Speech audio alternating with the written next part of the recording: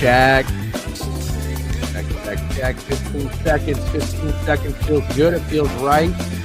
Feels appropriate. Let me get the banner down. Let's see if this will be smooth. Oh! I forgot about the music. All right, a little bit too many moving parts there. Steak, good morning. Oh, look at that. Look at that. Look at that. You dug deep in your bag. You have a White Sox hat with a little red heart on it. And what does that heart indicate? Is it almost Valentine's Day? It is almost Valentine's Day, yeah. You miss the White Sox already. I do. White Sox, yeah. It should be a broken heart. Who's your favorite White Sox player? Don't say Andrew Vaughn. I know, but why can't I? Because didn't he get traded?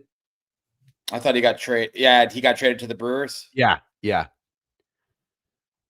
I know it's hard to name anyone else. Miguel Vargas. Yeah, that works. Do they still have Luis Robert, or do they trade him? That wouldn't be my favorite. He wouldn't be my favorite. Also, RIP. Well, not really RIP, but Tim Anderson. I thought that guy was going to be really good, and he was not really good. Anyways, good morning, chat. How we doing? What a night last night. We're going to recap it tomorrow. Tomorrow is for the recaps. Today is for prop talk, as you can tell with our cool thumbnail that probably needs to be updated. We are technically presented by Underdog, but Underdog is it's challenging for us to play in New York and Florida, so we'll have to figure something out a little bit later. But I do miss doing some fun Underdog entries. Anyways, good morning. Late money with a sub bank. Appreciate you. 4 months. Cutback Mac 5-stream streak. What's up? Let's also make sure that I sent the link to our trusty pal mid-major. Yes, I did. Oh, by the way, I'm going on a Pittsburgh Steelers show today. Some guy reached out. Steel City Sunday. Should be interesting. I don't know what it is about the Steelers community, but they have always somewhat welcomed me, especially George Pickens. The George Pickens stands like my defense against the stat separation nerds. How'd the gain, Steak? Do I sound okay? Yeah, I sound fine. Sound like $1 million, dude. Sound like $1 million. Check. Give me one good reason why we shouldn't ride the Fighting D'Amico Ryans today. Kind of like where your head's at. X Finchy first. What's up? Ron Mux. Good morning, Snide. Good to see you. Cutback Mac just threw Burt's Bees on the eyelids. It's going to be a good day. Interesting. Isn't that chapstick? Do people put chapstick on their eyelids? I didn't know that. I forgot the intro took us right into kickoff. Yep. This is how you know DGen enjoys hockey. 9 a.m. start means 10 a.m. 9:10 start. I don't know what that means. Right. Yeah, because hockey always starts like 8 minutes later. All right. Good morning, everybody. I think we got to enough. Morning, gents. 4-1 CFB card. Unfortunately, I like chalk today. That's all right. I need something. My card sucked yesterday. Don't even talk to me about Michigan. Don't ask Steak that question. Greg's burner account. No European game. We got a chance to work. We're all over the place. Yeah, that's a good way. That's a good point. Penguins. Need you guys to read my tweet. What did Dump say? He's only going to watch football if you go because he lost a tooth. And so he lost the tooth? Yeah, so he's embarrassed, but he'll go if you go. I'm going to go watch football. All right. Let's we got enough people in the chat. I think we're going to get this train rolling. It says an ad's about to start. Sorry for you if you're in Twitch. Let's get our good friend up here, longtime friend, Mid-Major Matt. Mid-Major, good to see you. At Sad Blue Jays better. Oh, no. You had the Blue Jays as well? Series or in the game? So I had a 33-1 future. I don't hedge ever, but it's just, going top of the ninth, 1 out, full count to Miguel fucking Rojas. What do you do? So, dude, Matt, I don't know what's worse, being a Blue Jays better or Blue Jays fan. I'm just kidding. Obviously, a Blue Jays fan's tough, but man, you got a really good number at 33-1. That you must have put that in like. I put it in June. I checked my ticket. Oh, I'm sorry. Sorry, Matt. That's all right. I appreciate it. But I was thinking about it. So I drank last night like I did win 33 units. So I'm a little worse for the wear. But I had a future for San Diego State for college basketball. I did not hedge like at 25-1 3 years ago. I had a future for Purdue. I did not hedge about 20-1 2 years ago. Had a future for Houston this year against Florida, 15-1, did not hedge. And then Blue Jays. So yeah, I think I need to learn how to hedge is really the lesson I'm taking from this. Yeah. Steak, what do you think about I mean, obviously when Mid-Major reads all those off, it's like, man, you should have fucking hedged one time. What Yeah. Are you a hedge guy? I'm just assuming that mid-majors Matt unit is large, pause. And so we're talking about winning 33 of those large units. I would have probably hedged a few, knowing that we were going up against the fucking Dodgers. But I mean, dude, that was just disgusting. We're not talking baseball, and I don't watch that much baseball to have this strong of an opinion. But there's just one thing I want to say. I hated trying to bunt Vladimir over to third. Agreed. Outs. I absolutely fucking hated that. I thought that was the Mario Cristobal of baseball managing. You play to win the fucking game.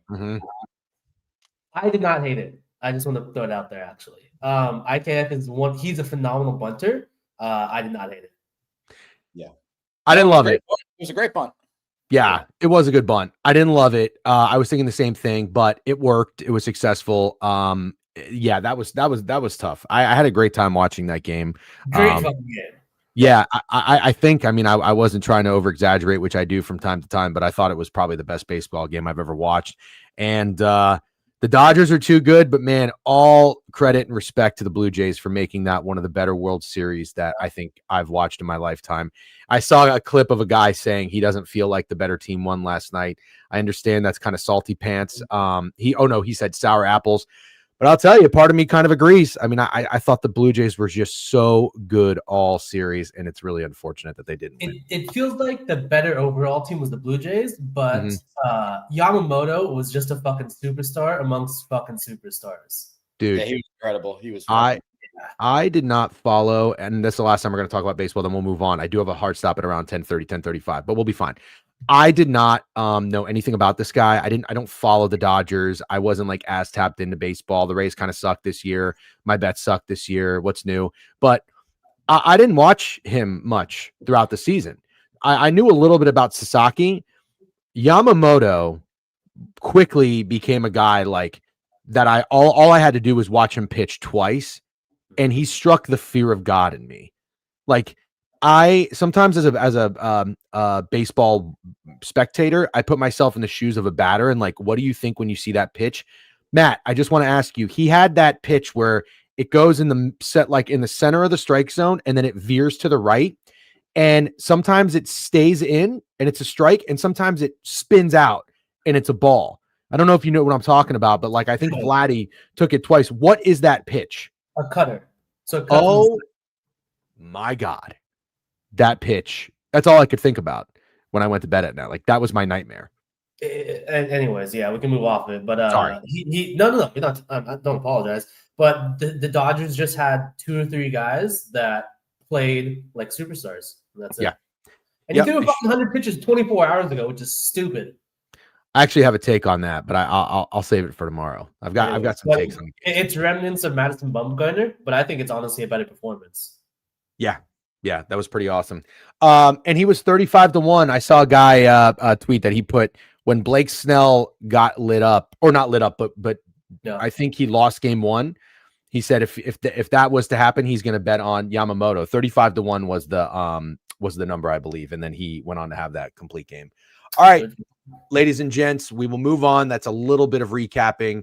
RIP to the Blue Jays and the Blue Jays bettors, mid-major Matt Steak. I think you just had them on the game, but you rode them. I think for the most part, you were pretty successful. So that's good. Kudos. That was awesome. All right. 1:00. No London game today. 1:00. We have ourselves a slate. And I say this often, and Steak reminds me of that, but I don't think I'm going to say that today. This 1:00 slate is actually not too shabby. I just did a quick glance at it before we start going, but we're going to go one by one. Again, good morning, everybody. If you are in here, I see we've got YouTube and Twitch are live. We are on Twitter as well. Talking props here, Prop Talk, 9 a.m. We love to have guests join us. Happy to have mid-major. Matt, did you join us already once this year, or is this your debut? I joined you once, and you forgot I was coming on that time as well. Oh yeah, I've been a real asshole lately. I apologize, but thank you for making it happen. I know it's very early on the East Coast, but also get fucked because you got to enjoy that real nice. Who said they should have walked Rojas? LMAO. I did, but for the love of God, I saw Krabs comment on my tweet. What are we talking about? That was the most obvious sports joke of all time. Anybody who thought I was being serious about walking Rojas. Yeah, I want to be, and with all due respect, if you didn't know that was a joke, go get some fresh air. All right. let's start with your Vikings. You guys care about that? You care if we get at Sure. okay. Let's start out hot. Everybody lock the fuck in. No baseball, no nonsense. We're talking props. I want to hit some bets today. I want to have a day. I'm gonna go meet up Steak later, watch some games. We're a little banged up. Mid-major's a little banged up, but we're gonna power through and have ourselves a good time. The Detroit Lions are coming off a bye week. They're 5-2. They're 3-0 at home. They're 3-0 ATS at home. And they're hosting your Minnesota Vikings, who also had a couple days to prepare, extra days to prepare. I believe their last game was Thursday night, losing to the Los Angeles Chargers. However, no more Carson Wentz. Poor old Wentz had to play a couple games with his shoulder torn off his body. But J.J. McCarthy is a go. Is that correct? Did anything change? Nothing changed, J.J. McCarthy. Okay. Here's my other question. Two-part question. McCarthy's in. But again, Chad, if you guys don't know, Mid-Major and Steak are Vikings fans. Is there any other injury?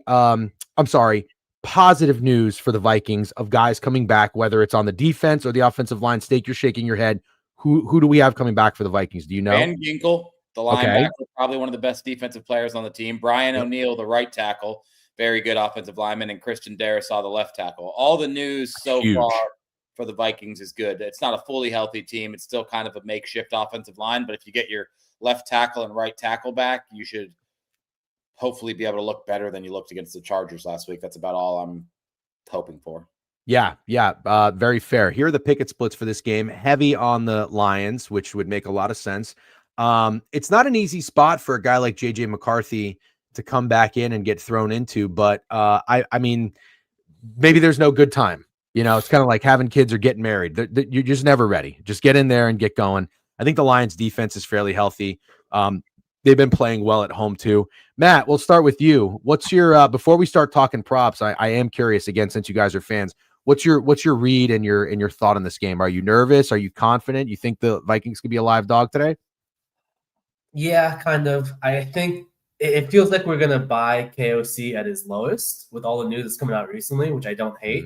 The shit that would happen with the Wentz seems so out of KOC's kind of his aura with what he's been known for as a head coach. So I like that.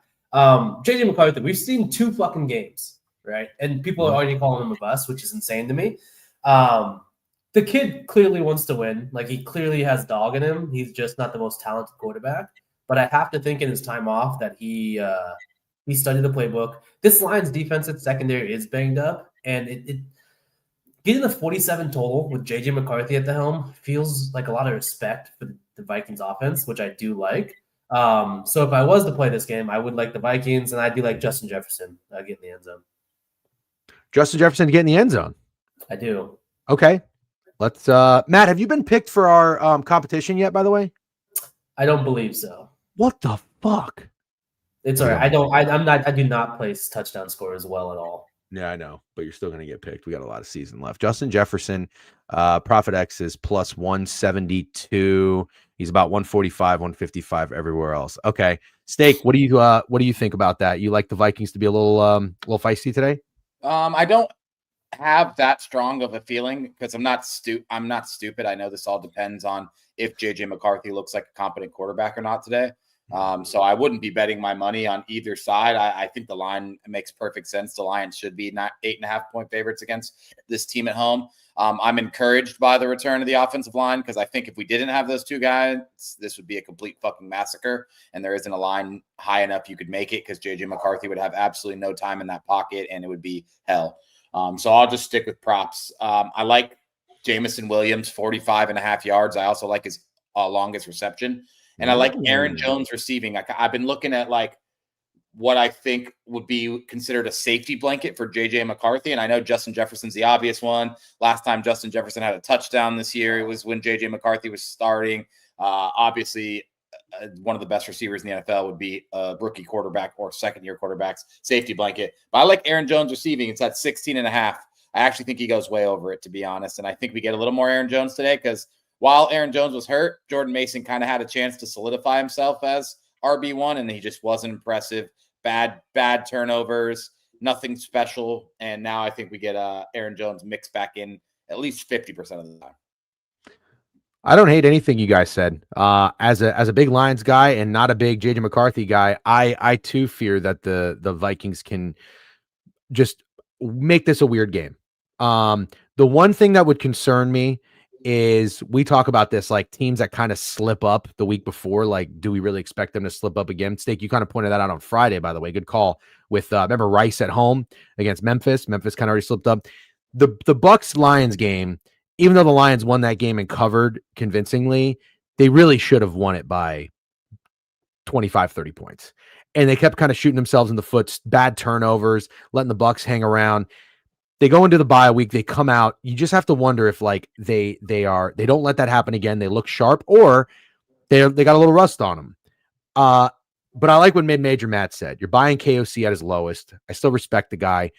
Both these teams have talent and offensive plays in their bag that other teams just don't. I'm wondering if we see points today. I don't know if that's square. 48 is the total. Kind of makes sense to me. And because of that reason, my play in this game would probably be like the Vikings team total over if I had to do anything. And if I was to go with a prop, I like what you said, both of you. Justin Jefferson score touchdown and Aaron Jones receiving. TJ Hawkinson revenge game. Yeah, I'm a little tired of it. I've never bet on TJ Hawkinson again. That was actually a test, and you guys passed because nobody had a good reaction. Do you guys think it's interesting that JJ McCarthy has a 214.5 passing line when he had 158 against the Falcons and 143 against the Bears, and also 21.5 rushing yards sticks out to me? I personally don't, only because if you look at some of the if you think about it, the Lions are what? They opened 10, now 8.5. So you expect the game script for the Vikings to be to throw the ball the entire fucking game. And the Lions defense or secondary is not great. Yeah. So to me, it doesn't make that much. It's not that odd. Okay. Trailing game script, I guess, does make sense because I was looking at 30.5 passing attempts. Sound like a lot for a guy coming back in after not playing for a few weeks. But yeah. That's a fuck ton. That's a fuck ton. Yeah, it's a lot. That's a lot. All right. Let's keep moving. We'll probably, God, I don't even know what I want to tell you about this game. The fucking Chargers on the road against the Titans. Yeah, I'm just gonna go ahead and tell you, and then I'm gonna hand it off. So we can make this one quick at 3. Yeah. Total 43-44. I think it would be Titans or nothing for me, but I just can't do it. I can't do it. I don't want to get involved. So I'm gonna stop talking right now. Steak, do you like anything in this game? Absolutely not the Titans, and I would have to be your pullback guy, and you put on the Tennessee Titans. There's just no, you're going to feel that good if you hit this bet after all the money we've lost on the Titans this year. If you magically cover this one, the Titans are fucking horrible. I don't think they're a good bet at all. I don't think we should be putting any more money on them. Honestly, I would take the Chargers, and I actually kind of like the over because I do think that the Titans will score in garbage time. That's about all they do, I feel like. And obviously it's not like there's no reason to not let Cam Ward loose, specifically in garbage time when you're up 21 points. And honestly, I think this one literally has the makings of like one of those games that could stay under in the first half, but go over full game if you catch my drift. I'm not dying to take any of these receivers props for the Chargers because I don't think that they're going to have to do a full game's worth of work. I know I'm being very square here, but I literally think that it could be one of those games like Mahomes had against the Raiders where he's putting up insane numbers and then boom, there's 7 minutes left in the third quarter. They're up 31 or whatever and they bench him. So yeah, I'm not dying for props in this game, but I do kind of like the over. Okay, real quick before we get mid-major thoughts, you did nail Gunnar Helm touchdown last week, I believe. Does that sound right? Yeah. A guy that stood out to me when we did our Degenerate Hour on Thursday night was Charlie Kohler, and that guy fucking scored. The Pickett Sharps, there's 10 people who bet Tucker Fisk to score a touchdown. Never heard of this guy in my fucking life. And David Martin Robinson, 60-1, has 14 picks to score a touchdown. So could be kind of interesting. Matt, you got anything on the Chargers Titans? I don't want to waste any time. I agree with everything you said. I'll say is the Chargers got Joe Alt back, and it's completely different offensive line with him back in the game. Yep. Very good point. QE in the chat says he likes chalk today. He is on both the Lions 8.5 and he's on the Chargers -9.5. And you know what? I respect those plays. Don't overthink it. Don't try to get cute and contrarian, and just roll with the chalk. All right. Speaking of chalk, another chalk game. We've got the Green Bay Packers at home against the Carolina Panthers. Packers 13.5. I'll say this. I mean, I'm really not looking to get nasty just for the sake of it. Like that it's not working for me anymore. But if you have to pick between the Titans and the Panthers of teams to muck it up and get in there, I think the Panthers are a team that will do it, can do it, will do it, and I might actually bet them. Steak, would you get back guy me if I got there with the Panthers? I wouldn't get back guy you as much as I get back guy you on the Titans, but I might be taking the Packers. You want me to give my pitch after you give your pitch, or pitch? No, you go ahead. This is a monster spread. I feel like the spread's telling you we're getting an ass whooping. And I know how bad the Panthers looked last week against the Bills, but you got to remember it was Andy Dalton, and he looked like he was like 55 years old back there. We get Bryce Young back. They've been competitive with Bryce Young. And what do we know about the Packers? With the exception of the second half of that Steelers game, they just play with their food. They tied the Dallas Cowboys. They didn't cover against the Cardinals. They lost to the Cleveland Browns, and they didn't cover against the Cincinnati Bengals. So given the fact that all that's true, who's lining up to take them by 2 damn touchdowns against Bryce Young, who I think gets a lot of love for being a guy who can move the ball down the field? I don't think anybody is like thinks the Panthers are good, but Bryce Young's at 187. And I just want to say, when Matt was saying trailing game script with JJ McCarthy, 187 for Bryce Young? That's fucking low if you want to talk about a trailing game script. I think the Packers might have Bryce Young and the Panthers in hell today. Is that low for Bryce Young? I'm going to test you. One more take. Sure. I have this theory that Josh Jacobs is hurt. And you do? He kind of looks like it. Odds just keep going down and down. Like 64.5 in a game where they're 13.5 point favorites is low. I like Emmanuel Wilson, 27.5 rush yards. And what's his scoring prop? I feel like Tucker Kraft is scoring every week. Oh, he is. Emmanuel Wilson is plus 210 to get in the end zone, and I really like it. I like Emmanuel Wilson props today. Just real quick with Bryce Young, I don't think that is that low, and here's why. When Bryce Young is on the road, he has thrown for 138 passing yards, 150 passing yards, 154 passing yards, and 328 passing yards. Okay. On the season, he's 3-5 to over to that number. On the road, he's 1-3. So I don't know. The Packers have a pretty good defense. He's got 11 touchdowns, 5 interceptions on the year. Okay, Matt, you got anything in this game? Yeah, so I was drinking a double Hendrix with no mixer last night. Jeez. Yeah, I was very sad. Any fruit? Nothing. Nothing. Wait, on ice though, right? With ice, yeah. Okay, yeah. I saw the news that Rico Dowdle was going to be the main facilitator today, like kick all the carriers, and I placed it under rushing yards. Dude, I love that. How about we add Chuba Hubbard touchdown?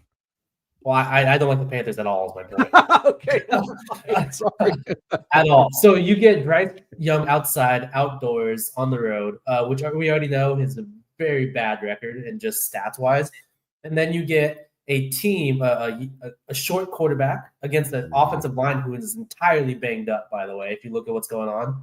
4 of their 5 starters either out or questionable, which is insane to me. So he might get a really bad offensive line in front of him. Plus, you have the Packers front 7, which is just fucking disgusting to Micah Parsons, who should probably be, outside of Myles Garrett, but he looks like a fucking monster right now, Micah Parsons. Packers are not playing great going into the bye week. They came out last week, butt fuck the Steelers. I like them to continue to roll that. I see no reasons to take the Panthers, only because the only reason people are liking them is because of Rico Dowdle news, and I want to fade that absolutely. I don't think a team that's going to be a 2-touchdown dog is going to do well on the ground and is going to force Bryce Young to pass. And behind a really banged up offensive line, they're going to get it's going to be a rough day. Yeah, I'm so fucking in. I'm taking Panthers team total under. I was just thinking that while Matt was talking, but then I looked at the total. It is, 43. The Panthers on the road this year have scored 13, 10, and 27. I'm sorry, 22. I'm wondering if that's actually a little high. Can you quickly, Degen, did you see or can you bring up the clip of Matt LaFleur talking about Halloween? I did not see it, and I think I did see. He was saying like he doesn't give a shit about Halloween. He's trying to prepare. I love it. In the press conference, which tells me that they're fucking locked in.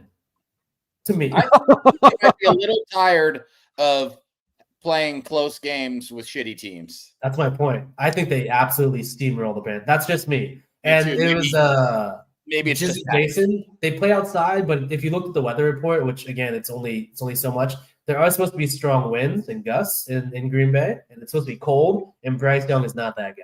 Oh my God. He does not have a great arm. He's not that guy, dude. I know this is not the case, so please, Alan Dims, Cornfields, shut the fuck up. But he's so not that guy. You know how like home field is worth like, I don't know, 2 points, 2.5 points, depending on I think that if it's cold and windy, that could affect the spread 2 to 3 points alone, in addition to the home field with a guy like Bryce Young, because he's so not that guy. Yeah, okay. All right. I'm off everything Panthers. I like your fade. You know what, Matt?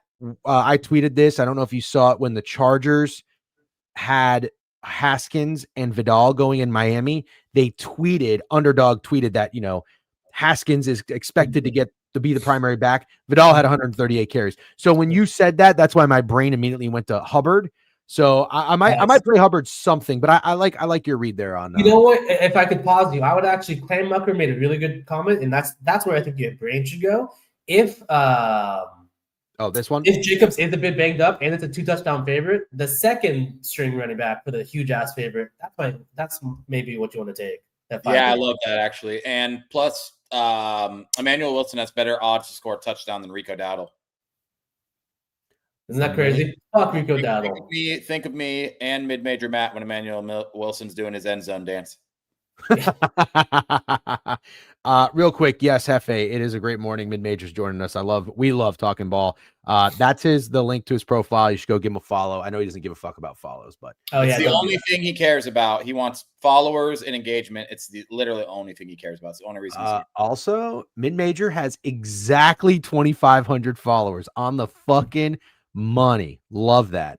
Okay. Let's actually nobody follow him. Let's just keep him at 2,500. I'm gonna unfollow.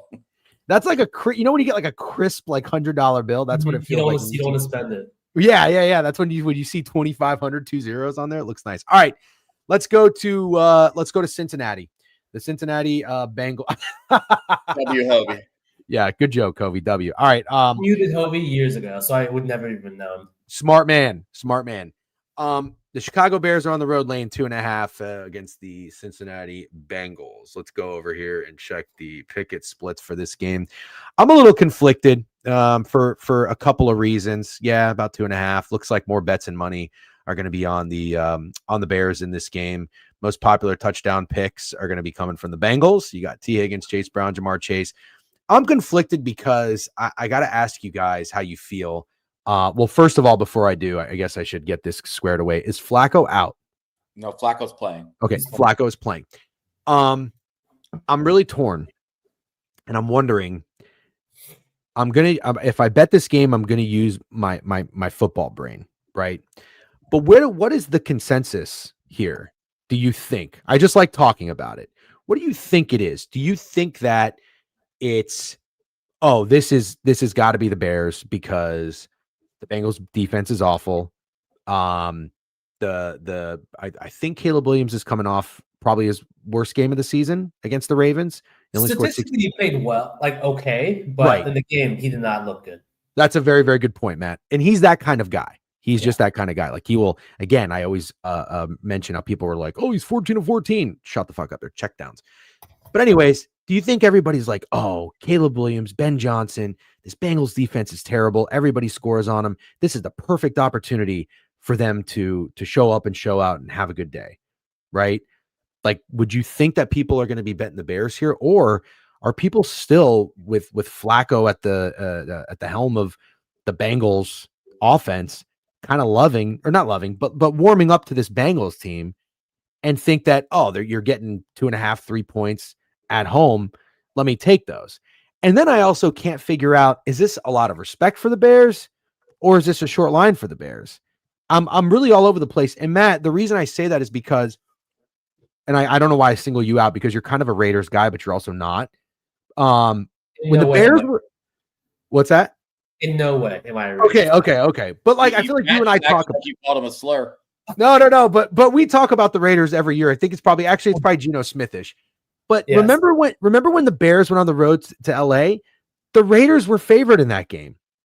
Yes, after beating the shit out of the Cowboys. Right. I almost think that this is a lot of respect for the Bears to be almost laying 3 points, even though the Bengals are rat shit.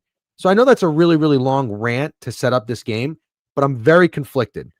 And at the end of the day, what I want to do is say Caleb Williams stinks. He stinks. It doesn't matter how bad this Bengals defense is. He stinks. And I want to take the Bengals. Steak? Okay. You want to go first, Matt? I have things to say. Sure, we can switch it up. Yeah, go ahead, Matt. You go. Well, I don't think it's weird. I don't know how you can make maybe more than 5 teams a favorite against or a dog against the Bengals defense.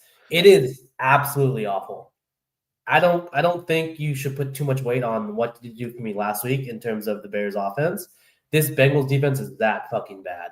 When you allow the comeback that you did for Justin Fields led offense in the fourth quarter last week, that's absolutely embarrassing at home. I don't know how you recover from that personally. I don't know how you make a team a favorite from that. So that's my biggest take. I think this defense is absolutely dog shit.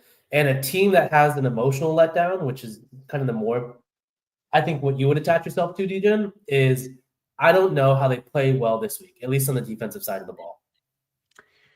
The only other thing, sorry, Steak, I'll let you go next. Yeah. When sometimes when we talk about just looking at what a team did with that number and then what they are next week, like for example, por ejemplo, Steak, did we just faded Houston, right? No, Houston in college. Houston won as 7-point underdogs outright, and the following week they're laying double digits. So it's like I want to fade that team that just won outright as a dog, and now they're laying double digits. I almost wonder with the Bengals. I kind of want, what were they, just 7-point favorites, right, against the Jets? 6.5 to 5.5. Yeah. 5. So it's like you have a touchdown favorite that lost outright. Now they're an underdog. Like I almost kind of am thinking in that terms as well, if that makes any sense at all. But I'll shut up about this game now because I know I'm kind of just making everything confusing. Go ahead, Steak. It was a gut-wrenching loss. I feel like Matt sort of alluded to it, but didn't really. Like that was a gut-wrenching loss when you're the Bengals and Joe Flacco comes and you think like, wow, do we have a little hope left? Like the Steelers just lost back-to-back games and the Ravens have 5 losses. Like we have hope, man. We're going to beat the Jets. We'll be 4-4 and we really could win this division. Joe Flacco just did it for Cleveland last year, got him to the playoffs. Like if Joe Flacco can do it for the Browns, he can definitely do it for the Bengals with Jamar Chase and T. Higgins. And it was just a fucking brutal loss. And I haven't heard a lot of people say like, I feel like a hangover comes up with a loss like that. I think the Giants had one, to be completely honest, after the game with the Broncos. I know that they sort of stayed in that game with the Eagles, and I know that we all agree the Eagles were always going to beat their ass anyways. But I'm not expecting a lot from the Bengals today, and I'm not going to buy into Caleb Williams much this year. I am torn on him because I don't think he's trash, and I usually find myself rooting for guys who I think get hate for weird reasons, like gets hate because he wears nail polish or gets hate because he cried to his mom. Like, I don't care about that kind of stuff. I don't really understand the Caleb Williams hate. But with that being said, I can't say he's been anything better than mid for pretty much the entirety of his career. This is a massive put up or shut up game for Caleb Williams and Ben Johnson. If they are who they should be, they should absolutely fucking destroy this defense. They really, really should. And also, last thing I'll say, Kyle Monungai, 74.5 yards. Swift is out. He's at like 100 rushing and receiving. Here's the thing about DeAndre Swift. I feel like both of you guys will very seriously agree with me. He's never supposed to be like your main feature running back, your RB1. He's awesome if you have another guy. And the Bears need another guy so bad. And honestly, last couple weeks, Monungai looks like that guy for sure. Now he gets his chance too. It's such a big prove-it game for the Bears. And you toss that in with the hangover for the fucking Bengals. I want to buy Caleb Williams. I want to buy Kyle Monungai. I want to buy this offense. And I want to take the Bears. Like, I like Bears everything. You kind of said what I was trying to say, but I think a little bit clearer. This looks like such a buy Caleb Williams spot because it's a put up or shut up. And at the end of the day, when I said I'm using my football brain, because I just fucking did this. All I do is shit on Mario Cristobal and shit on Sharon Moore. But what do? I bet on them. I'm here saying all year I don't like Caleb Williams. I don't think he's very good. I shouldn't say I don't like him because I wasn't the guy either that cared that much about him crying or anything else. But watching him play, I don't think he's that guy. This is the put up or shut up. If that's how I feel, I want to fucking fade him. And I was even thinking about taking his under passing yards. 237.5. This is so much pressure. This feels like, you know what they say sometimes in basketball, the hardest shot is a wide open layup. Because it's just like, I should make this. You're in your own head. This feels like that for Caleb Williams. Yeah, okay. I mean, I don't like it. I respect your take. It's ballsy, but I don't like it. I'll say it this way, Dejan. In the past, just from watching sports as long as with you guys, I can see why you want to take that perspective. I think, again, when you and I DM'd, I think you have to challenge yourself to reframe how bad some of these teams are. And I agree with Steak, is that this defense for the Bengals and that emotional loss that they just allowed Justin Fields to come back from is not going to go well for this Bengals team. Yeah, that's fair. I like what you're saying. I cannot, because my eyeballs have seen this Bengals defense play. I can't get on board with what you're saying. Okay, that's very fair. Last thing I want to ask, and then we'll move on. Is the Bears defense good? It's mid. I think they're mid, but they have potential. Did they get Chauncey Gardner-Johnson? Yes, they did. Yes. Okay, I want to make sure I didn't get ball sacked. Okay, he's starting today. Yeah. So real quick, just to kind of touch on and recap the first 4 games that we discussed. We think the Vikings are going to be a little live. Nothing really in the Titans Chargers. We chalk it up with the Chargers. You guys both like the Packers. I think you've talked me off of the Panthers, and I'm totally fine with that. Matt, I love the read on fading Rico Dowdle now that he's officially getting the bulk of the carries. And then the Bears, Bengals. I want to fade Caleb in a put up or shut up spot. I really do. I don't know that I'm going to do it. Was there a? You said Justin Jefferson touchdown. Steak likes Aaron Jones. I'm kind of with you both on that. And Jamison Williams for the Lions. Mm-hmm. Tough prop games, in my opinion. Let's see if we can come up with something a little bit better. All right, here's a good one. Patriots at home against the Falcons. Steak, this is your best bet. I love it. I really do. I don't know if this is accurate. It looks like the line moved a little bit. Well, Prophet X says you can still get 5.5 minus 105. Maybe the Patriots are down to 4.5 at some places. Total's 45. This just has to be a buy spot here on the Falcons. They are just such a pathetic fucking team with a pathetic coach. And then you're going to say, oh, well, why are you buying on the Falcons? Steak, this is your best bet. I'll let you kind of tee it up. Matt, you go next. I'm going to take a quick piss, and then we'll talk props in this game. Well, I already got CLV, so I've already cashed. So I actually don't even need to watch the game, and it doesn't matter if I lose or win money because I got CLV, so I'm a fucking winner. Guy I want to attack. I think it's obvious that I'm on the Falcons. It's my best bet. Curious to hear you talk about the game, Matt. Guy I want to attack is Bijan in the receiving game. I think that's like what do you call it? Low-hanging fruit, like the easiest thing to like. The passing game needs a boost. Obviously, the running game needs a boost too. Everyone was awful against the Dolphins last week, but specifically, the passing game needs a boost. Penix is back, and I just think he's the easiest guy to fucking swing the ball out to. 37.5 is high for running back receiving yards, but not high when you see some of the things in the receiving games this year. Drake London comes back. I don't think that hurts Bijan receiving. To be honest, I think that helps. And so, yeah, I don't like a lot of props in this game because I don't like a lot of points. Crutch did point out to me that Bijan was 18-1 to have the most rushing yards in the NFL today, which it feels criminal to give that number for Bijan, but I understand why because it's this Patriots run defense better every week. So, yeah, my favorite prop, Bijan over 37.5 receiving. I like it a lot. And I actually, Rambo made the comment right there. Patriots hold team under, which I did like a lot. Couple things come to mind because I'm trying to digest a lot more than I have in my past, at least in the NFL. I don't want to overreact. Not saying that you guys are overreacting. Every fucking week, DGen or Steak puts out a negative tweet about Raheem Morris. It's mostly me. Mostly you, but DGen's a follower, so he just. What? Okay, I can clarify. Before you clarify, DGen has always been negative anti Raheem Morris. Yes. Now this year. Let me explain. actually scared me. I triggered something there, indeed. I was going to say, I've clearly been arrested before because I'm the only one who gets nervous when I hear that sound. So what I was going to say is, DGen said at the beginning of the year when I said I liked the Falcons that I was betting on Raheem Morris and I'm an idiot. Now that I'm going through the experience of having so much money on the Falcons, I realized what I got myself into. So I'm the one negatively tweeting, but DGen did say it at the beginning of the year. How'd I do, DGen? That was very well said. Yes, I know Raheem Morris very well from when he coached the Bucks, and he coined the term "youngry," which I liked. We went 10-6. We had Josh Freeman. He drafted Josh Freeman. And fun fact, people don't know this. I know this. I believe we drafted him with the 15th overall pick. Raheem Morris is on record as saying that even if the Bucks had the first overall pick, they would have taken Josh Freeman.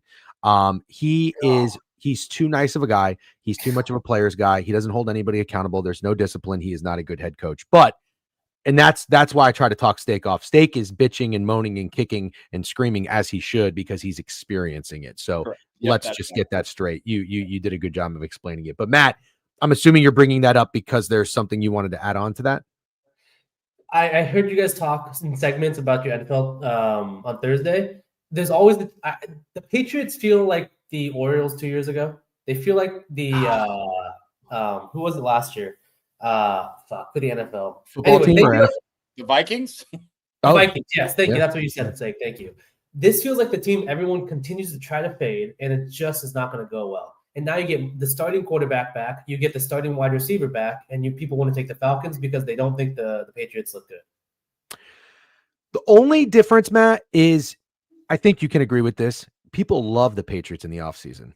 They were a really popular team. So it's like I think people like Steak and I who were like, I don't know that I want to buy in on Drake May when he was, what was he, like 1-9 as a starter or something? And there's too much hype. There's these new pieces. So we were kind of on the sideline. I didn't directly fade them on the season, but now I'm like, basically we're trying to pick our spots almost. And I did it with the Saints. That sucked. And I think I did it one other time. So yeah, that you might be right. They just might be that fucking team. That's just my point. So I think it's between them and the Colts, and I have my opinion on the Colts. But the Patriots at home against a really bad head coach team or coach team and the Falcons, I don't want any part. I'm going to wish you luck on the sideline, Steak. I was going to play the Patriots total team under, but they have a bunch of injuries on the Falcons defense, so I just can't get there. But I will absolutely be praying to you to all my gods. I will say too, just to give the Falcons a little bit of credit, their pass rush, the guys they drafted, and it has improved significantly. And I saw a tweet about this. Steak, I don't know if you shared it or someone did, but someone was pointing out that their secondary has also been pretty good. What? Phenomenal. It's one of the best. Yeah. And what they were doing was trying to, I don't know why my timeline has this, like JJ McCarthy sympathizers, but they were trying to show like, oh, maybe JJ McCarthy's game wasn't so bad because that defense is really good. But yeah, if they have injuries, it's obviously going to change things a little bit. Let's talk some props in this game, though. Matt, doesn't sound like you have a strong opinion, so that's fine. We don't have to spend too much time on it. But Steak, are we going to fade anyone on the Patriots? Or are we going to buy into anyone on the Falcons? I think it could be a little bit of a sneaky guy that we don't see coming. Maybe an Algier or maybe a Darnell Mooney. But I also don't want to get too cute. Anybody you got your eye on? Well, I have a hilarious thought. So obviously, there's no why am I drawing a blank? Ramondre Stevenson, and there's no Antonio Gibson. So this guy, Mike Vrabel, has no fucking choice but to have Travion Henderson as his feature back, right? Right? Yeah. Not so fucking fast. Not so fucking fast. There's this guy named Terrell Jennings, and he's got a 22.5 rushing prop. Oh, and God. Don't be fucking surprised. Don't be surprised when he gets way too many carries. Don't be surprised when he goes over 22.5. And don't be fucking surprised when Terrell Jennings, kind of sounds like a running back name, right? That's a cool running back name. Yeah. Terrell Jennings. Plus 400 to score. Add that to my card. You sound way too excited about a Patriots running back scoring a touchdown when you have the fucking Falcons. But, yeah, you love when I don't correlate, but you can't tell me that would make perfect fucking sense. Yeah, it would make perfect sense. Also, I just want to shout out to the one person on Pickett who is putting money on Felipe Franks to score a touchdown at 50 to 1. Felipe Franks, dude. Felipe Franks. We went to the Gators Iowa Outback Bowl in Tampa, and Felipe Franks was out of his mind. So good. But he's not good. Okay. We can keep moving. We can keep moving. Thanks everybody for joining. By the way, Skagalicious Bricks with new follows. Gambling State U sub bank 35 months, almost 3 years is crazy. Love being part of the game. Gambling State U, appreciate you. A couple of stream streaks as well. Ron Mux, Cutback Mac, and Boston Sports Dork. Ron Mux, 25 stream streak. Appreciate it. Straight locks with 20. You guys are awesome. All right. Let's keep moving. If you guys are in the YouTube, we appreciate it. Can you subscribe to the page? Can you like the stream? And shout out to Mid-Major Matt for joining us. We always love talking ball. All right, let's go to my best bet, to the San Francisco 49ers on the road against the New York Giants. I'm curious to hear what Matt thinks about this. And why we love Matt is because he's not a yes man. We don't like yes men. He's a sharp dude, smart dude, and he'll check us, you know. But I love when he agrees with us. I love when he aligns. So I am curious to hear what he has to say here. I'll make this one easy. All right, because that's what I need to do sometimes. Like the Bears Bengals, I made it as complicated as possible. I'll make this one easy, and I'll give you the example. You guys are probably in here. I know it's redundant. The Jags against the Rams. Sean McVay against Liam Cohen. Who do you want? You want Sean McVay? If you took him, great. He won 35-7. He was passing the ball on first down up by 3 touchdowns in the first half. It was amazing. Matt is a no man. You know what? I like that. We need a couple more no men around here. Or just in general, not around here. We have plenty of no men around here. Fuck Ovi. Here's where we're at. I'll show you the picket splits. You're going to tell me the Niners are square? I do not care. I do not care. The Niners have been my square POD before, and they've come through. I want Kyle Shanahan over Brian Daboll. It's as simple as that. And at the same time, if there are any Giants fans in here, I will give some respect to Daboll for what the team has done with Dart, with Scatabo. I get it. They just lost Cam Scatabo. They don't have Malik Neighbors. This is probably the ultimate sell Giants spot here. And I'm going to look up and they're going to be winning this game 17-6. I do not care. I do not care. Give me Kyle Shanahan against Brian Daboll. We'll talk about props in a second, but I want to go around the room. Matt, do you sign off on this bet or do you not? I do not. Fuck, God, you fucking bitch. I don't have that great of a feeling on the game, but this Niners defense is fucking banged up, man. I know it is. If you saw some of the highlights against the Houston offense, which has the worst offensive line in the league, and how open some of those motherfuckers were, you're gonna be hurting watching this defense try to get a stop against Jackson fucking Dart without Cam Scatabo. Well, let me just tell you, because I did mention this. I watched the Niners-Falcons game, and when they were going around and like doing the introductions of the players, because that was a primetime game, I was like, didn't know anybody. And they kept, I don't know if you guys remember this, the first quarter of that game, I think the Falcons had the possession for like 10 or 11 minutes. Yeah. And I told myself, I'm like, oh my God, if I didn't have the Niners already, I would live bet the Falcons. But they held them to 10 points. Now, I don't know if that's more about the Falcons sucking or this defense stepping up, but you're right. What do they do the week after? CJ Stroud plays his best game. 30 of 39, 300 and something passing yards. So you make a very, very good point. Proceed. I was just going to say I think the defense is really bad. And Mac Jones, I think this guy is dinky. He could throw the ball in the Shanahan offense. I think some defenses have figured him out because he's clearly very limited. But it really scares me that I fucking hate Jackson Dart that this guy plays all 60 minutes, even when he's down 4 fucking touchdowns, because it ruined my goddamn ladder last week. But clearly, yeah, that's right. But clearly, I mean, from that, my takeaway is Daboll and Dart will play every fucking minute, every fucking second on the clock. So against a really bad defense, that does worry me, DJ. Just want to throw it out there. But at the same time, you know what we have seen? This Giants defense, which was thought to be really good, it got annihilated last week. And it's been getting annihilated. Because the game before, you know what happened? They allowed 33 fucking points to Denver Broncos and Bo Nix in the fourth quarter. Shut them out for 3 quarters, which was fucking crazy. Yeah. But injuries are piling up. I think both defenses are really bad. I really like the over. It feels really high to me with these offenses, but that's my take. I don't trust either offense to win by 3 points with how bad these defenses are. Steak. The put up or shut up game for Mac Jones, kind of like the Caleb Williams thing. It sounds funny, but Mac Jones comes out against the Saints, 3 touchdowns, 280 yards, 113 passer rating. You're like, oh shit! Like anybody can do it in this fucking Shanahan offense. He has another solid couple games. The game against the Rams on Thursday Night Football, he's amazing. And then Brock Purdy comes back in for a game. I don't remember exactly where that's placed in the schedule, but Brock Purdy comes back for a game against the Jags, and he looks shitty. And that works out perfectly if you have Mac Jones stock. And then what does Mac Jones do? Game against the Buccaneers, no touchdowns, 2 interceptions. Game against the Falcons, 150 yards, no touchdowns, 1 interception. Game against the Texans, under 200 yards. So it's like that stock is plummeting. Now you get a Giants defense that's missing their 2 starting cornerbacks. And I don't hate the side you're taking. You're taking put up or shut up Mac Jones and Kyle Shanahan over Brian Dable, who just lost their fucking pit bull. And they don't have another pit bull to replace him with, and they don't have another Malik Neighbors. Wan'Dale Robinson should never be your wide receiver number 1. I don't think Tyrone Tracy's very good. So I think you're just straight up making a football read. I hope it works out for you. That's about all I got. Thank you. Thank you both. I'll buy Mac Jones in a put up or shut up spot, but what are the play calls on DGen's dude? That is TM Sharp. I hope you have a good day today. That was a very good joke. Good. It's shotgun on 4th and 1. Shotgun draw play, yeah. Here's what I'll say. You guys, or Matt, you like the over. Kyle in the chat. What's up, Kyle? Good morning. I'm with you. I like points. I did want to give respect to the Giants defense for playing hard.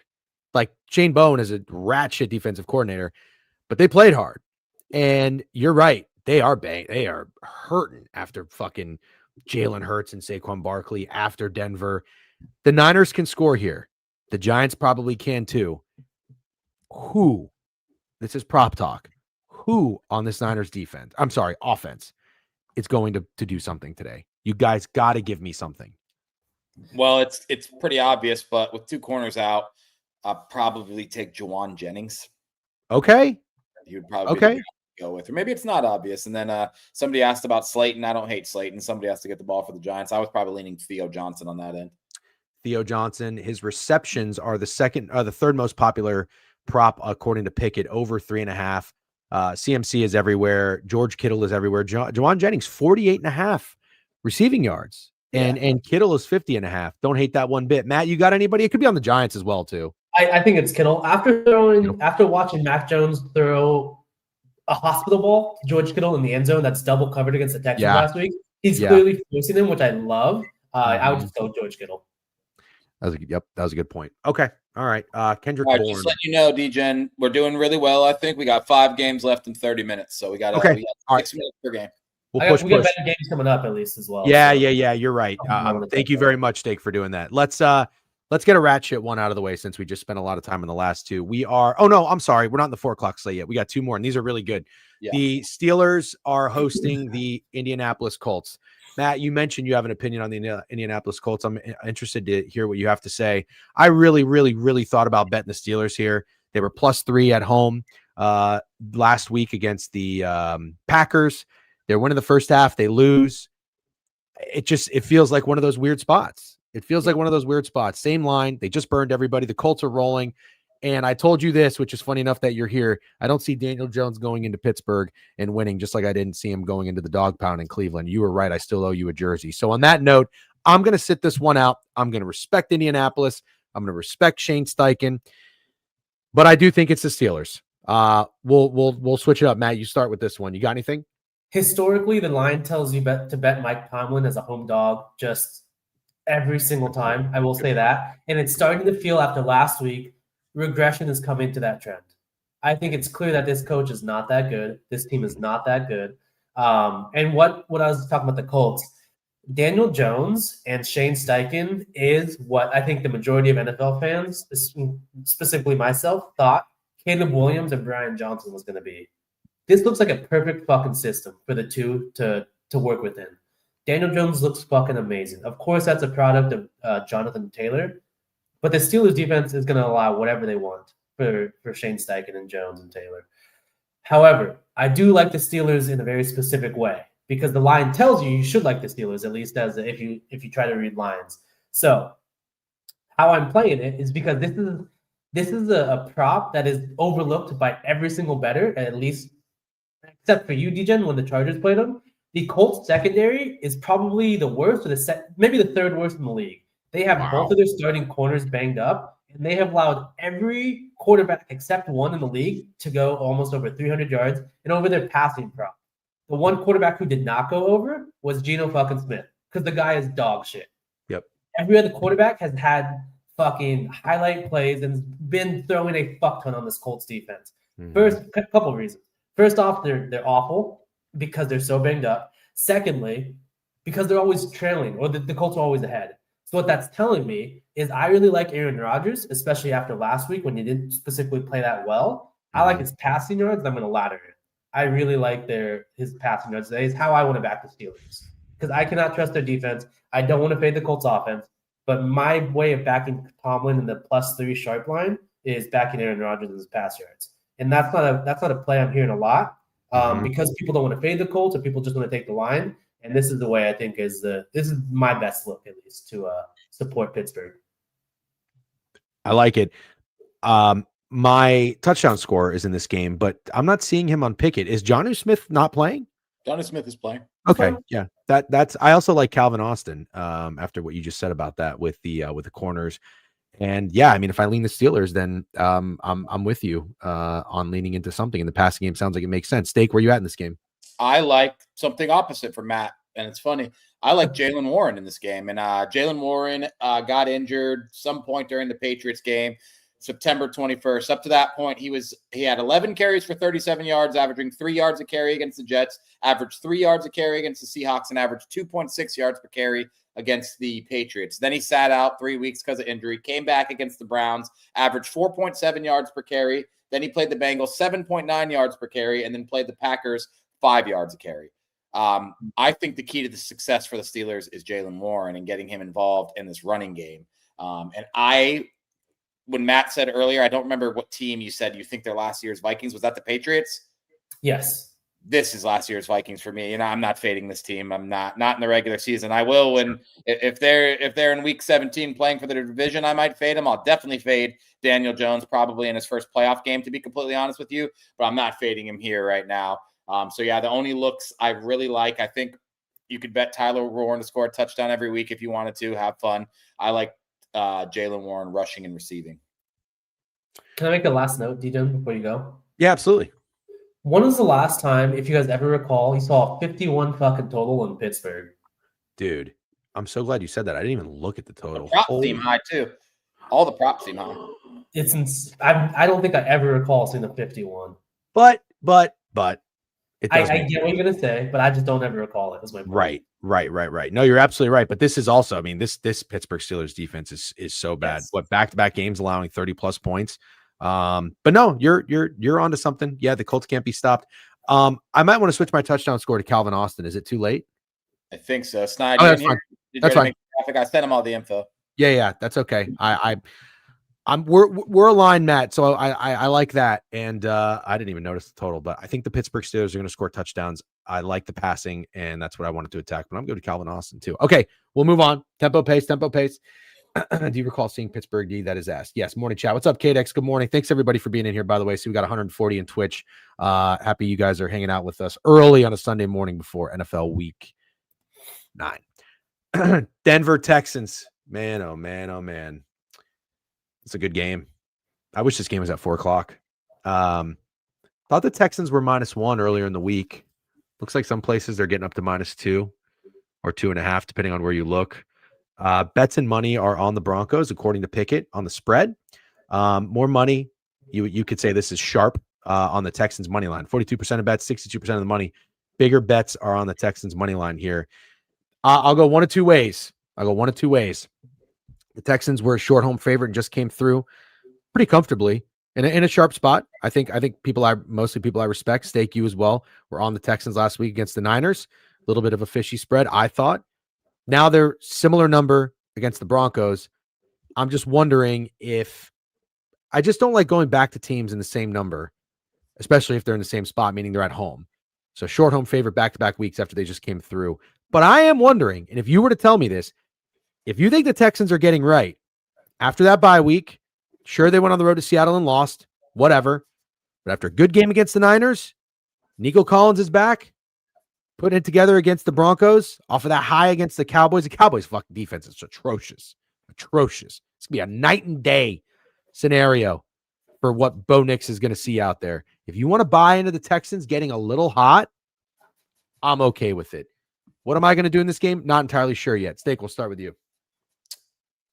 I want to go back to the Texans. I'm encouraged enough by what I saw from CJ Stroud without Nico Collins, and honestly, pretty much without Dalton Schultz. He had 2 fucking catches. On his second catch, he got hurt, and he wasn't nearly as involved as you'd think he would be for a quarterback who has been struggling, has a bad offensive line, and is starting 3 randos from Iowa State, Higgins, Noel, and Xavier Hutchinson.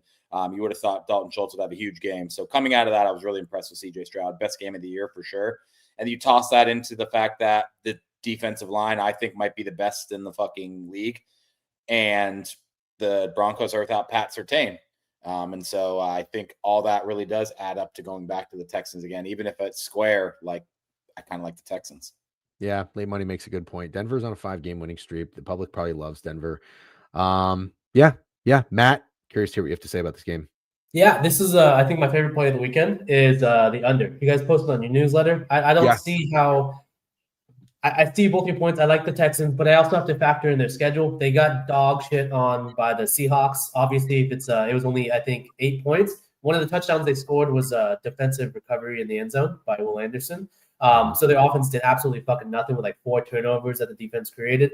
The Houston offensive line, I think we've forgotten because of how bad the Niners defense was last week.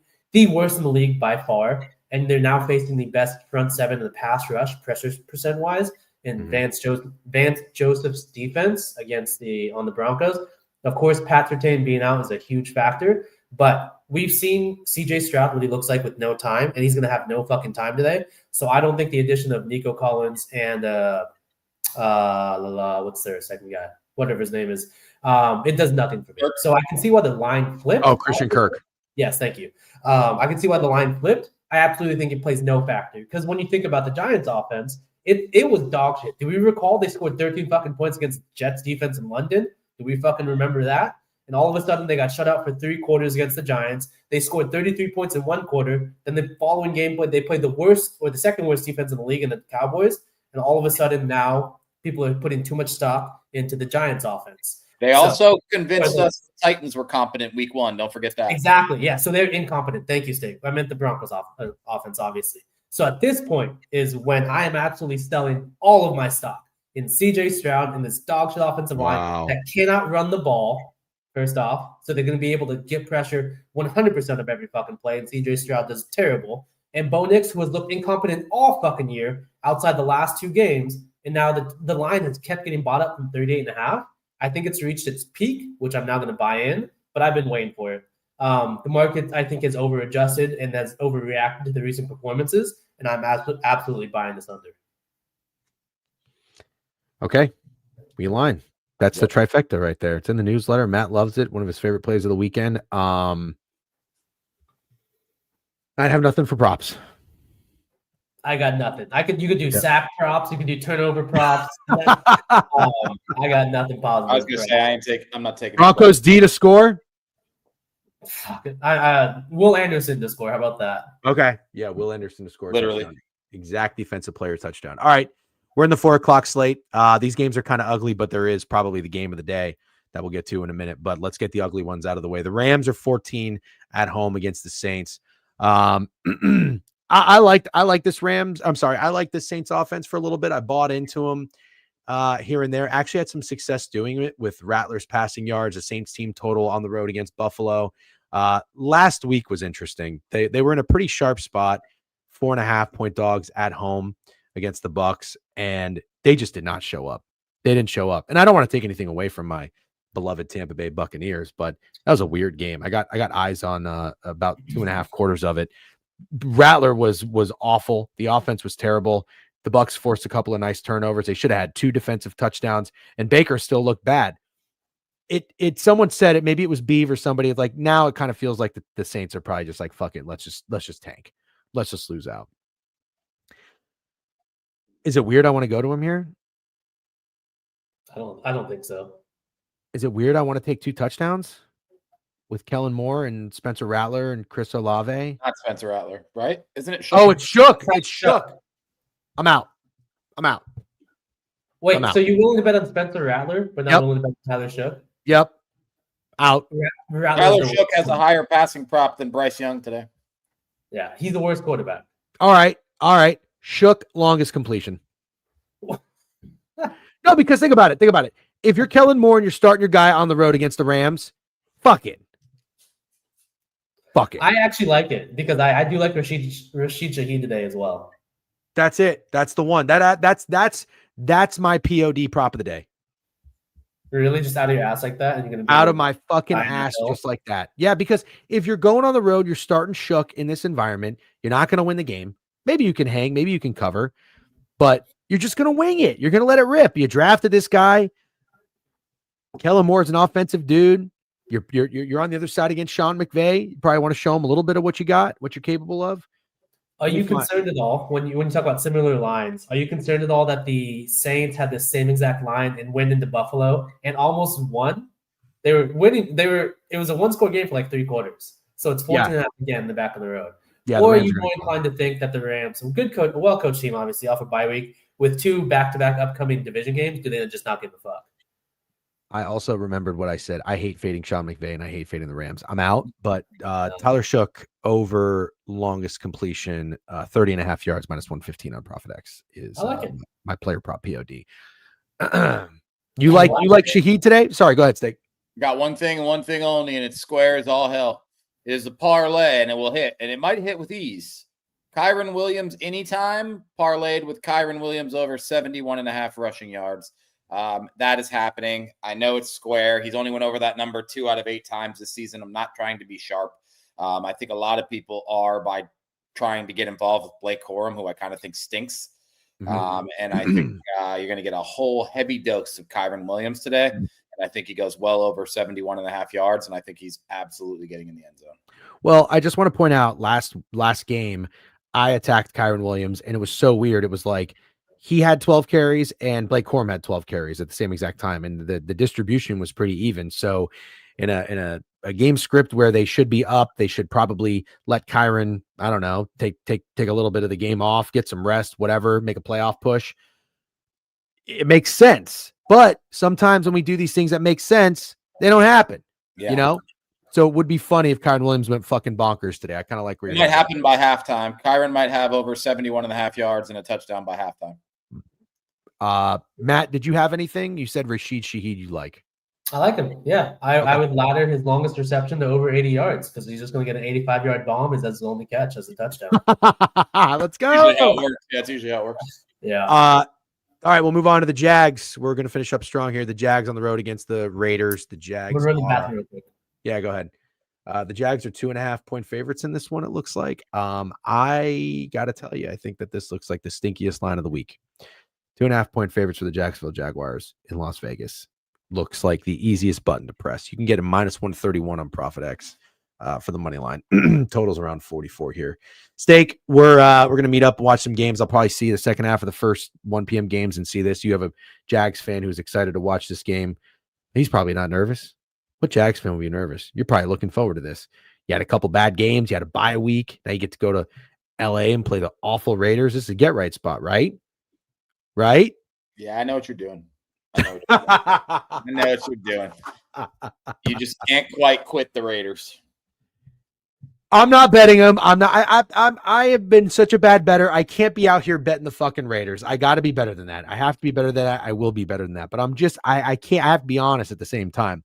Stinkiest line of the week. This is some fucking tilapia that's been sitting outside baking in the sun all day. That hot Orlando July summer heat. This stinks, but I won't do it. I won't do it. What do you like? And who do you like? Well, I'll say that I don't think that many people would think that the Jags are an easy button to press at any number against anyone in the league at this point right now. After that back-to-back shitty games, but really shitty Really shitty game in London where they're basically the London Jaguars. They played there so many times. Such a bad fucking performance. And then they had like 2 weeks off to let it marinate. Travis Hunter's on IR. It's just, it almost feels like to me, Raiders would be the fake sharp spot of the week, if you want me to be honest. Like, Sure. I pick Raiders to be my fake sharp spot of the week. My favorite prop in the game is Brian Thomas Jr. over 67.5 yards. I know there's probably a lot of people like, oh, Brian Thomas Jr. again. I haven't really backed him at all this year. I know a lot of people have. I know he's let a lot of people down all year, but this is my turn to go to Brian Thomas. I think he has a good game. And without Travis Hunter, I don't really think he has a fucking choice. I'm not expecting Parker Washington or Diami Brown to take up such huge fucking parts of the passing game that Brian Thomas won't get this, even though they both have interesting props. Brown 38.5 and Parker Washington 40.5 tells you they'll both be involved. But yeah, I like Brian Thomas.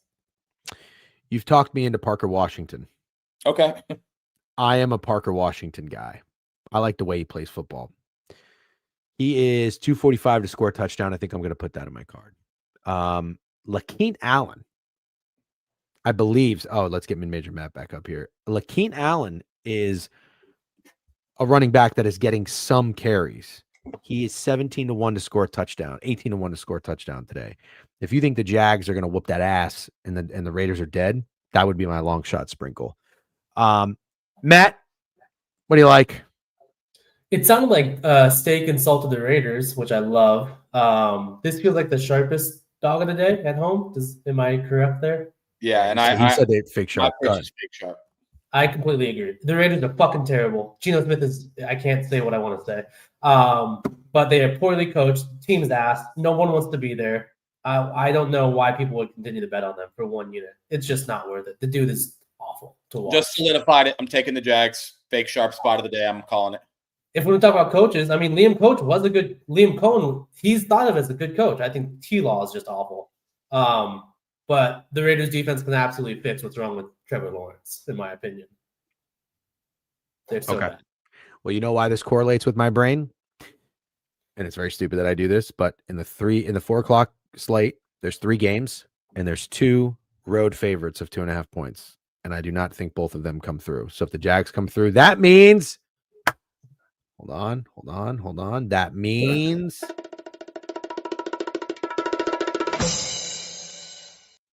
the Buffalo Bills are beating the Kansas City Chiefs. Thumbs down. Thumbs down already? Wow. Okay. Well, that's fine. Quickly, it's hilarious how much effort you have to put into your soundboard to make the right sound effect. It's very clear. I didn't have to put too much effort. We can see your eyes scanning. Oh yeah. Yeah. Well, they just added that feature, so it's very fun. Anyways, all right, Matt's putting a thumbs down already.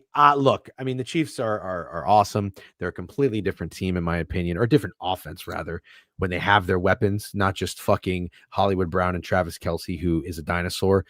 We're talking Xavier Worthy. We're talking Rashee Rice. I think that the Chiefs are absolutely back in the biggest way and can win the Super Bowl and might win the Super Bowl, at least be in the AFC Championship. Against whom, I do not know. But we talk about all the time, the Bills win the fucking regular season matchup. They just do. This is what Buffalo does. I don't think anything changes. And I think also, if you wanted me to have it correlate a little bit, the Bills played 2 really bad football games. They had their bye week. They came out against Carolina. Josh Allen still didn't look good. James Cook carried them. But they did what they needed to do. They had that little game to shake the rust off. Shake it off. Isn't that Taylor Swift? Huh? Taylor Swift, Travis Kelce. You know what I'm doing here? The Bills shook off the rust. They come home. I think they win this game. And maybe this makes sense. Maybe it doesn't. Josh Allen, bad game last week. James Cook carried the load. Pause. This is Josh Allen day. Allen scores 2 touchdowns. That's what I think. Josh Allen, 2 touchdowns. Put it on my card. Josh Allen, 1 touchdown. Josh Allen over 42.5 rushing yards. Put it on my card. 1 touchdown? Oh, he's plus 115. Okay, never mind. James Cook's minus 130. After that, Brashard Smith plus 340. All right, Matt, you had the thumbs down. Tell us why. Yeah, if you want to say I'm not a yes man, this I guess is the ultimate spot. So I have thought about it. I've digested. I've drank many whiskeys to this thought. This feels like the time the Chiefs offense is just absolutely getting right. I don't know why you want to fade that against a very, very bad Bills defense. And I think Josh Allen is amazing in that every year the regular season that the Bills beat the Chiefs. I am now thinking that trend reverses itself to where the Chiefs beat the Bills in the regular season and the Bills beat the Chiefs in the postseason.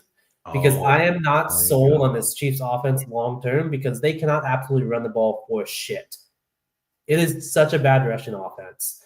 All the shit we keep complaining about every week about the penalties, about the disparity in calls, whatever have you.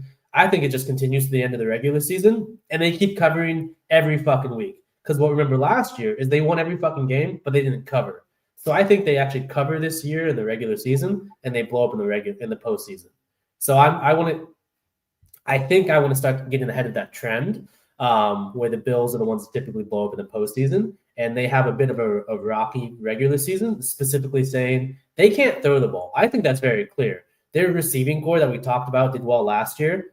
It is very limited. I mean, no one can deny that. They're already talking about being on the market to shop for a wide receiver, which they absolutely need. Maybe get Stephon Diggs back here.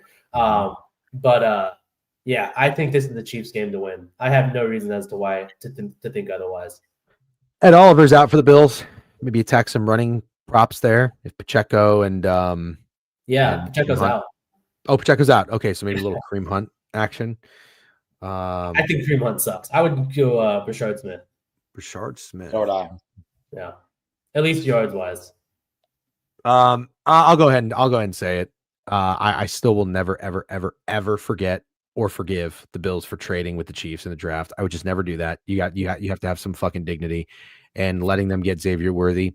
You're gonna tell me Andy Reid doesn't think about this shit? You're gonna tell me they're not gonna come into this game and utilize Xavier Worthy in front of the Bills? Like, ha, you got Keon Coleman, you dumb fucks, and you let us get Xavier Worthy. Something's happening with Xavier Worthy in this game. Okay, rushing, receiving, I don't know. I'm not a goddamn prophet, but something, and I think he's going to score a touchdown. So Xavier Worthy, put it on my card. Yeah, I like the Chiefs. The only request I have is if Xavier Worthy doesn't come through for us this week, we got to stop trying to fucking call every day Xavier Worthy Day. I'm okay with that. I did take him last week too, so I'll go back to him. And I just pulled a stake. Sorry. That's okay. I pulled a stake. Touchdown score that doesn't correlate with the Bills. So yeah, go ahead. Aren't you a Hollywood Brown guy? No, I can't stand that we call him Hollywood Brown. I absolutely hate it. I absolutely hate it. He's like the most he's basically Christian Kirk with a cool fucking nickname. Drives me insane. Also, somebody said in the chat, seen a lot of Keon Coleman hate on the timeline. And you're saying it could be Xavier Worthy Day. Why can't it be Keon Coleman Day? He's so bad. It's never Keon Coleman Day. A lot of hate on the timeline, boys. It's really never Xavier Worthy Day either. Xavier Worthy, special man. You know how like it's always National something day, like National Donut Day, National Cheeseburger Day. It is National not Keon Coleman Day. Okay, let me tell you two player stats, and you tell me who's who.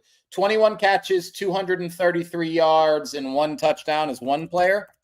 And then I'll give you another player. I already know what the answer is going to be. The guy with the better stats is going to be Keon Coleman. 27 catches, 267 yards, 2 touchdowns is the other player. Yeah, but Xavier Worthy was also hurt. Yeah, he was hurt, I know. And Keon Coleman had 100 and something yards in his first game. But if we're glazing Xavier Worthy for I don't know what reason anymore, because I was with you on that take, but I just haven't really seen anything out of Xavier Worthy to say, like, oh my God, I can't believe. Like, I'm almost walking back our take a little bit because I've seen nothing from Xavier Worthy that makes me go like, oh my God, I can't believe we let the Chiefs draft this guy. Like, he's whatever. I like that take, and what it reminds me of is fucking Matthew goddamn Golden in the Packers. He's doing nothing just outside of him being fast as fuck, and people bet on him every fucking week. Yeah. Corn has him. Corn. I ripped into Corn today in the back channels because all he does is ever send me tickets that are green, and I said, for the love of fuck, can you stop sending me winning tickets and send me something before it wins?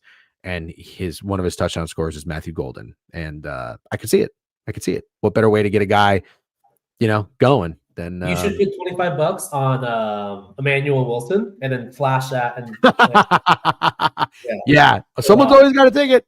All right, last game, and let's finish up. Great job, ladies and gentlemen. The last game of the night is the Washington Commanders at home +3 against the Seattle Seahawks. This is really tough. Total's 48. Seems a little high with a good Seahawks defense, but then also at the same time it doesn't, because the Commanders defense is awful. They're old, they're tired, they're slow, maybe sleepy.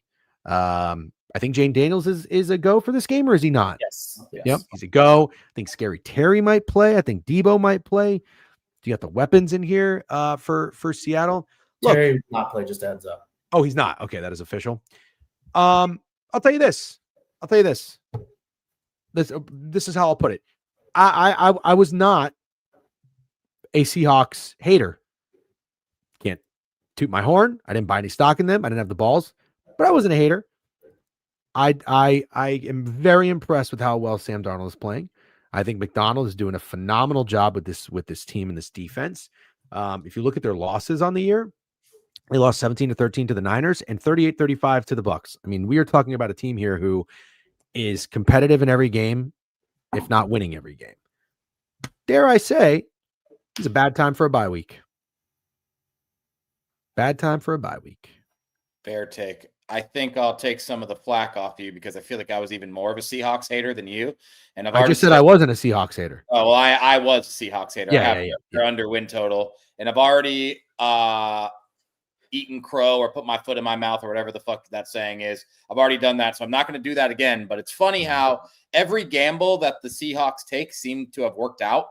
They gambled with DK Metcalf, saying, we don't need him to be our wide receiver one. We believe JSN could be a wide receiver one. He's one of the best receivers in the league. His prop today is 98.5. They gambled with letting Tyler Lockett go.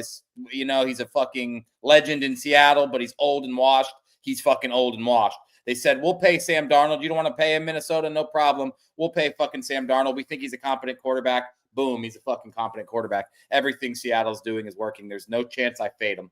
No chance I fade him. But I want to sort of push back on the take that Jaden Daniels has been bad, because he hasn't been bad. He's been injured, and there is actually a difference, but he hasn't been bad when he's played. I like JSN. I know that's square, but a 98.5 is just screaming to me. It feels like he's just a lock for 100 now every game kind of guy. And I think you can have some fun with the Commanders. Like, I don't love Ertz to score. I don't love Bill to score. Honestly, I don't love Debo to score. So it's like Jaden Daniels anytime, Chris Moore anytime, 5-1. Like, I think you're better off going for some of those long shots with the Commanders than you are taking Ertz or Bill or Debo. Major, any thoughts on this game? Yeah, what I'm going to do is entirely dependent on Laramie Tunsil, whether he plays or not. A lot of time before then. We saw their line last week. To be fair, is Mariota, of course, against the Chiefs defense. This team, it looks really, really bad. It looks deflated. And, the talk about, Seattle going west or east coast late night game, not concerned about it, because who the Seattle Seahawks head coach is Mike fucking McDaniels, who coached in Baltimore. McDonald. Yeah, thank you. Sorry. That's okay. I mix it up too. Very big difference. McDonald, I think he's underrated, and he is quietly one of the better new coaches in the entire league. Mm-hmm. So, not worried about the travel, not worried about that spot. I do like the point that you alluded to was bad week for bye week, as they were kind of playing really well as a team. Mm-hmm. But for a well-coached team, kind of don't give a fuck. Sure. And I know last year, Dan Quinn was very high odds for almost won Coach of the Year. But, JD, I think that was more so on JD just being fucking phenomenal on fourth down and playing out of his ass. And I don't think we get that. So better coach team, better quarterback, better defense. Better pizza. Seahawks. All right. Good stuff, gentlemen. Great job. 10:30 on the nose. Real quick, we don't have to do a recap for every single game, but I do just want to leave everybody with your favorite prop bets today. I'm really liking the Tyler Shook over longest completion. I just think Kellen Moore starting his guy on the road in this spot. You're not going to win as a 14-point dog. Get in your bag, have some fun. Let it loose. And I think the other one I started to talk myself into, I think it's Josh Allen day. I'm going to play him 2 touchdowns. I'm sure it's not anything super crazy. And I wouldn't hate a little Xavier Worthy, but stake is right. Maybe it's just not Xavier Worthy day. My touchdown scorer is Jonnu Smith, but I'm going to, that's going to be the contest play. I'm going to take Calvin Austin to score a touchdown. And I think that's pretty much it for me. The only other ballsy play I would consider is fading Caleb Williams, because I'm just not a Caleb Williams guy. Steak, what are your favorite props? Well, first of all, I'm pretty sure like 10 minutes ago there was 200 people in here between Twitch and YouTube. So W everyone who showed up for Prop Talk. Thank you for the support. W mid-major Matt, ball knower. We need those on here because me and DGen are idiots. My favorite plays, I'll go down the line. 37.5 receiving yards for Bijan, Emmanuel Wilson touchdown. I like the take in the chat about Emmanuel Wilson's second half touchdown a lot. I like Emmanuel Wilson rushing yards. I like nothing in the Chargers game. I like Kyle Monunga. I like the Bears. I like Jalen Warren rushing yards. Jawan Jennings receiving yards. I'm gonna take that. Jamison Williams receiving yards. Kyron Williams, one of my favorite plays of the day.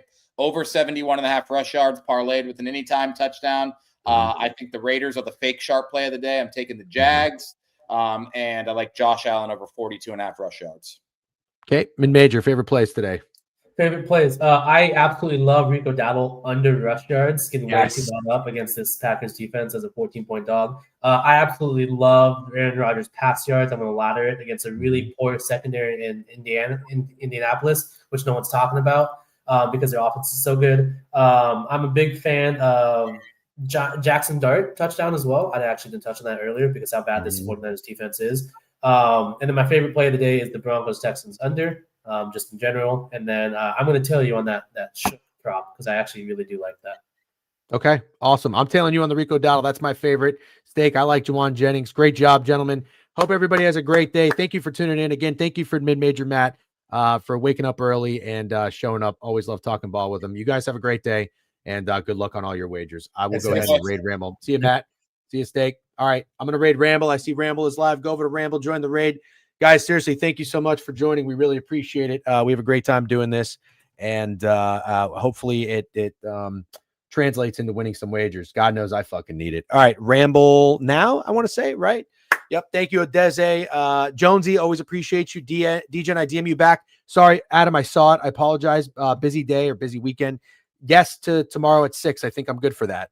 But I'll DM you a little bit later. I have to run right now. I got to go see some family, do some shit, but I'm going to get out there and see Steak later. We're going to watch some games. Join the raid, guys. Go over to Ramble. Have a great Sunday. We appreciate it. We'll see you tomorrow morning for the recap, 10 a.m. Peace.